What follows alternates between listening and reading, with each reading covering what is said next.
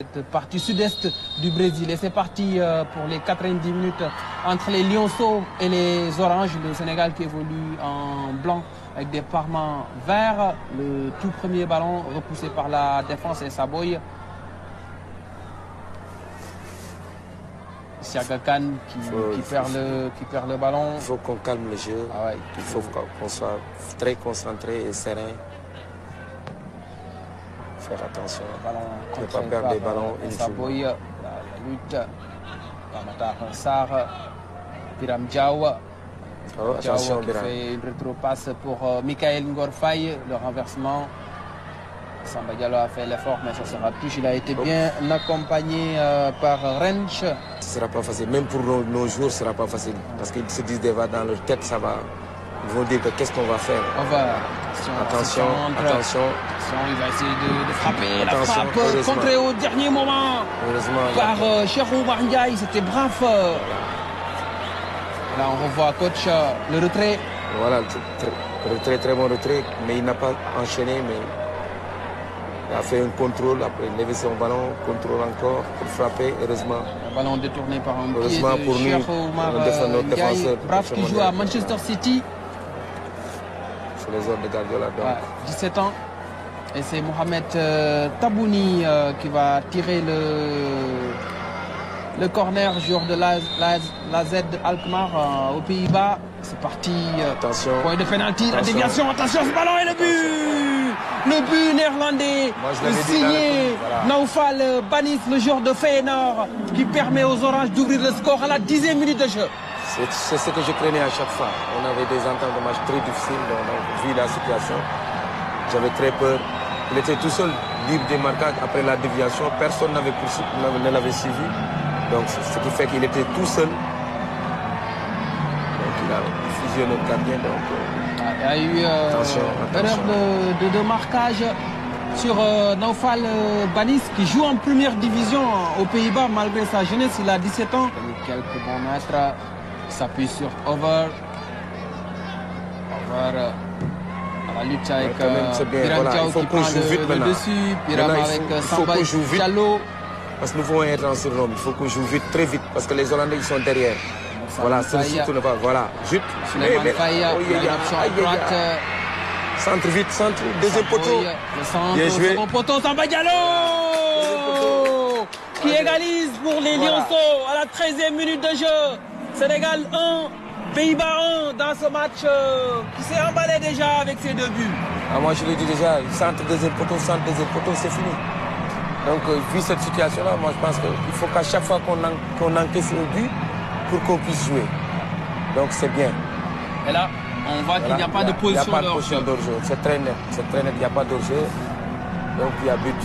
Passe décisive signée Essa Boy pour Samba Diallo, le joueur de Darussalam qui était buteur à la CAN en Tanzanie.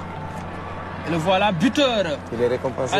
Samba Diallo qui a marqué 2 buts lors de la préparation. Apparemment, l'arbitre va vérifier. Il va dire qu'avant, il y a eu faute. Peut-être, on a dit qu'on a fait faute sur un défenseur néerlandais.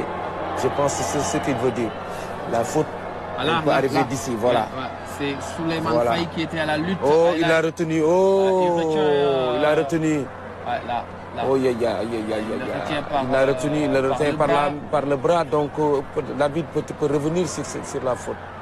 Parce que si on lui dit de consulter la VAR, il peut revenir sur la VAR. Mais est-ce que ça influe? Je pense qu'il va refuser le but. Je pense qu'il va refuser le but. L'arbitre je pense qu'il va refuser le but. Andrés Rojas. Il va refuser le but, oui.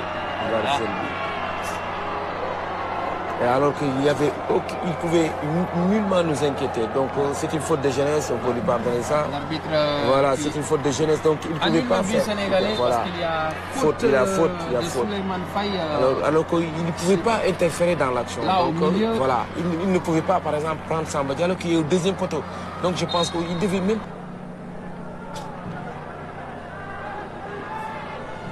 Attention, passe dans la profondeur. Attention à ce rush. Et le deuxième but. Le deuxième but néerlandais. Est-ce qu'au départ, il n'est pas hors-jeu? Au départ, il me semble qu'il y a une position illicite. Le but a été validé. Moi, je pense qu'il y avait une position déjà hors-jeu. Ah oui, il y est. Je dis hors-jeu depuis parce que je pense qu'il ne pouvait pas être comme ça. Il y avait une position hors-jeu au début de l'action. Le défenseur central néerlandais, on revoit l'action et il y a bel et bien... Il y a 2 hors-jeu même. La passe dans la profondeur pour Banis, la sortie impeccable de Ousmane Ba dans les pieds de l'attaquant hollandais. Aujourd'hui, notre défense est en train de dormir. Il ne faut pas qu'il dorme. C'est un match capital pour nous. Beaucoup d'errements défensifs côté sénégalais. Attention. Michael Ngorfaï avec Biram Djawa. Biram Djawa qui a voulu jouer avec Samba Diallo. Aussi. Il ne faut pas que notre défense reste à l'arrière, en arrière surtout. Il faut jouer devant. Bien joué, Chambaï. Le ballon n'est pas sorti. Bien joué, Cher. Bien joué avec Essaboy, le centre. Voilà, bien joué. Pape Matar Sarr à côté. Bon timing, belle détente. Il a manqué tout juste le cadre. Voilà, il a tout juste manqué le cadre. Il voulait assurer le ballon alors qu'il devait faire une tête décroisée. Pour moi, s'il fallait faire une tête décroisée. Mais bon, c'est bien. Au moins, c'est une belle action. La belle séquence sénégalaise. Qui se termine. Il faut essayer de relancer. Voilà. Faye qui va au pressing. Voilà. Bien joué, vite, Souleymane Faye qui va mettre de la vitesse. Souleymane Faye du gauche, il croise à côté. Il était un peu fatigué parce qu'il a fait le pressing et puis cette course-là qu'il devait faire. Regardez, il était seul à presser. Regardez. Regarde. Il a pressé 2 fois, 3 fois. Donc il est un peu esselé, regarde. Voilà. Match prévu samedi à 23h GMT, Sénégal-Japon. Mais avant d'en arriver à ce match, il faudra faire un bon résultat ici face aux Pays-Bas. C'est la pause au stade Kleber Andrade de Vitoria. Certains joueurs qui sont un peu émoussés. C'est reparti. Donc il faut s'attendre à ça aussi. C'est reparti entre le Sénégal et les Pays-Bas. Cheikh Oumar Ndiaye qui gagne le premier duel face à Banis, Souleymane Faye. Souleymane Faye, il a du champ. Souleymane Faye, le 1-2. Il a recherché le relais avec Samba Diallo. Pape Matar Sarr, la frappe de Pape Matar Sarr. Quel but à nouveau signé Pape Matar Sarr, l'enfant de Thiès, qui permet aux Lionceaux d'égaliser dès la première minute de la deuxième période. C'est une bonne chose, c'est très bien pour nous. Venir et égaliser très tôt pour la deuxième mi-temps, donc c'est de bon augure. Sur une frappe déviée par le joueur hollandais. Ouais. Donc c'est bénéfique pour nous, donc 1-1, donc c'est bien. Maintenant il faut continuer à jouer. Il a une lourde frappe, c'est Masten, le joueur de Chelsea, qui dévie le ballon, mais il était cadré, donc le but sera accordé à Pape Matar Sarr. C'est son deuxième but du tournoi. Il est en forme. Parce on les a vus tous courir vers Pape Matar pour le féliciter. Attention à Braf, par la surface de réparation. Braf qui a voulu croiser au deuxième poteau. Son ballon a été touché. Qui a mis 4 buts contre les États-Unis, donc il fallait qu'il fasse quelque chose, qu'il remanie son équipe. Donc, surtout au niveau de l'entrejeu, voilà, il y a eu énormément de changements. Il y a énormément de changements, donc c'est dû à la défaite, comme on dit. Souleymane Faye s'est échappé. Souleymane Faye, le centre pour Isiaka Kane. Oh là là là, comment il a fait pour trop loin. Comment il a fait? C'était plutôt Essaboy. Comment il a fait? Il rate la balle du 2-1, Essaboy. Je crois qu'il devait mettre le pied droit, mais il a mis le pied gauche. Il a mis le pied gauche, on dirait. Oui, alors que c'est le pied droit. Il est droitier. Il est droitier, il devait mettre le pied droit. Un bon centre de Souleymane Faye. Mais il a mis le pied gauche. Il fait le mauvais choix. Il a fait le mauvais choix. Baldé qui tergiverse.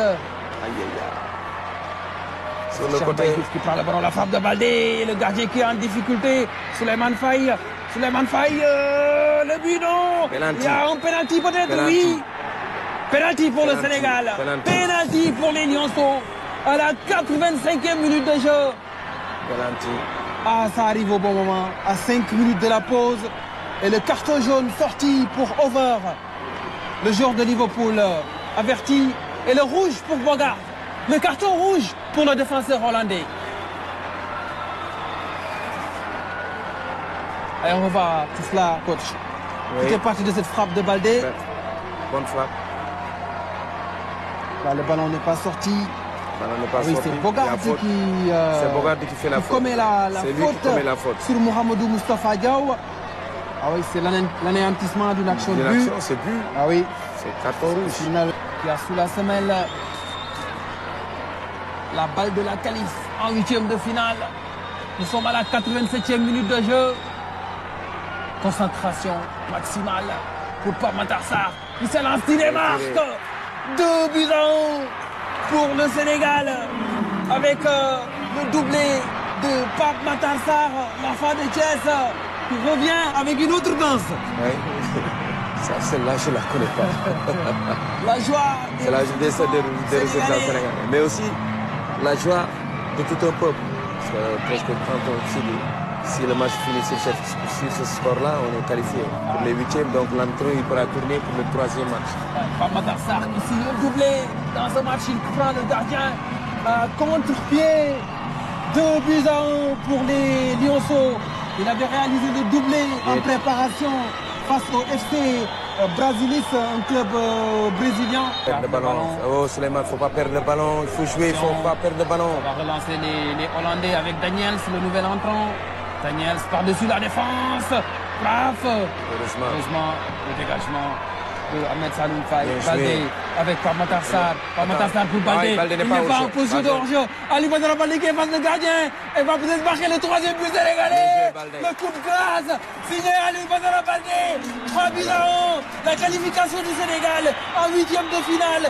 Scellée par Aliou Badara Baldé. Et allez voir le kiné Yacoub Aïdara. Certainement tu lui disais que tu allais marquer assez bien. C'est pas pour rien que le tabloïd britannique l'a cité parmi les 60 joueurs les plus prometteurs dans les petites catégories. Aliou Badara Baldé, passe décisive, signé Pape Matar Sarr. Il n'y a pas d'hors-jeu. Bien joué Baldé. Lui aussi, il porte son compteur à 2 buts maintenant. C'est le buteur aussi, c'est un vrai buteur. Comme devant les buts. Il a marqué 3 buts dans la phase de préparation entre les tournois de Limoges, d'Istanbul et les matchs amicaux disputés au Brésil. Aliou Badara Baldé, c'est son 2e but dans le tournoi, en sortie de banc en plus. En sortie de banc. Intéressant, tout cela. Et le temps additionnel. C'est le joker de Malik Daf. Épuisé. C'est un joker de luxe. C'est un joker de luxe. Et encore une fois. Le temps est terminé. Malik Daf. Et c'est fini, le Sénégal qui se qualifie en 8e de finale de la Coupe du Monde des moins de 17 ans pour sa toute première participation. Exploit retentissant des Lionceaux à Vitória, au sud-est du Brésil. Nous entrons dans l'histoire. L'équipe nationale cadette entre dans l'histoire. Malik Daf entre dans l'histoire en tant que coach. Première participation d'une équipe sénégalaise qui est actuellement première de son groupe. Donc on peut dire que la qualification elle est déjà acquise. On est sorti dans cette poule pour préparer les 8e de finale. Quel a été le discours du coach à la mi-temps? Parce que vous venez d'être mené par 1 but à 0. Quel a été le discours du coach?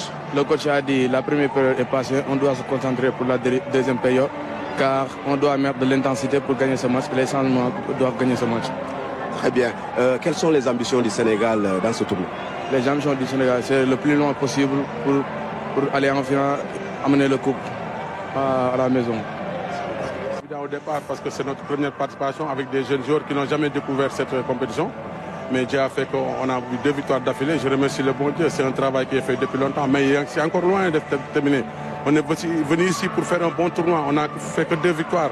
Donc l'essentiel de continuer à travailler avec beaucoup d'humilité en sachant que c'est une Coupe du Monde où il y a des grandes nations de football.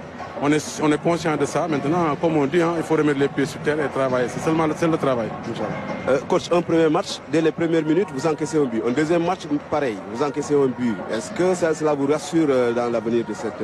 C'est un problème de manque de concentration encore qui est revenu encore. Mais je pense que comme c'est des mineurs, c'est des jeunes joueurs encore, il ne faut jamais laisser abandonner. Il faut continuer à parler, à les recadrer encore. Mais je pense que après, quand ils ont encaissé le but, ils ont compris que si on continue comme ça ne va plus aller. Donc ils ont compris et ils ont bien défendu après. Même si les balles arrêtées pendant les dernières minutes, ça a été chaud, mais on a bien défendu. Comme on dit, rien n'est encore fait. Il y a un travail qui doit être encore fait. On doit améliorer quelques secteurs qui n'est pas encore bon. On va apporter des correctifs nécessaires pour essayer de partir encore vers l'avant parce qu'on sait que le chemin est encore long.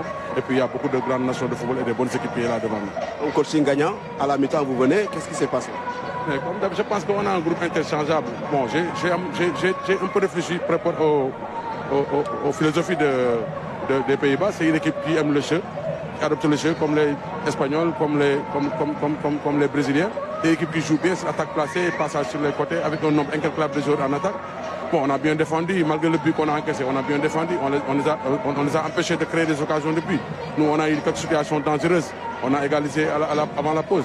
On est revenu au score avec un changement comme Baldé qui avait la profondeur. On savait qu'il allait attaquer parce qu'ils avaient perdu déjà le premier match. Donc il y aura de l'espace qui va être libéré. Avec Baldé, on a cherché à jouer avec la profondeur. Et ça a marché coup sur coup, je pense. Je remercie le bon Dieu. Comme on dit, je ne suis pas un prophète, je ne suis rien. C'est une chance, comme j'ai dit, c'est à la grâce de Dieu et je le remercie. Merci beaucoup.